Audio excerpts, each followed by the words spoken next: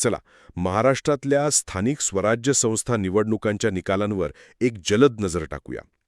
ही निवडणूक म्हणजे खरं तर महाराष्ट्राच्या नवीन राजकीय समीकरणांची पहिली मोठी टेस्ट होती.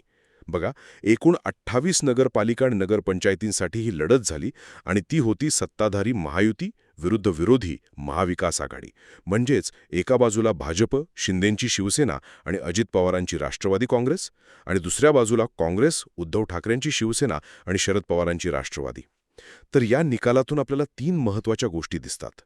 पहिला आणि सगळ्यात मोठा मुद्दा तो म्हणजे महायुतीचं जबरदस्त वर्चस्व.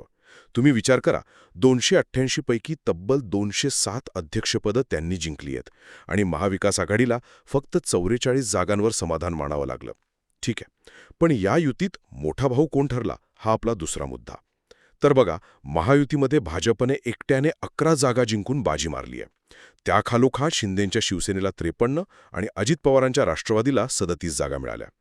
आता विरोधी पक्षांकडे पाहिलं तर काँग्रेसला 28, उद्धव ठाकरेंच्या शिवसेनेला 9 आणि शरद पवारांच्या राष्ट्रवादी काँग्रेसला फक्त 7 जागा मिळाल्या. आणि शेवटचा, तिसरा मुद्दा, जो अनेकदा आपल्या नजरेतून सुटतो, तो म्हणजे लहान पक्ष आणि अपक्षांची भूमिका. जे पक्ष नोंदणीकृत नाहीत किंवा अपक्ष आहेत, त्यांनी मिळून तब्बल 33 जागा जिंकल्या आहेत. यावरून एक गोष्ट अगदी स्पष्ट होते की स्थानिक राजकारणामध्ये फक्त मोठ्या पक्षांची नावं चालत नाहीत, तर तिथली समीकरणं खूप महत्त्वाची ठरतात.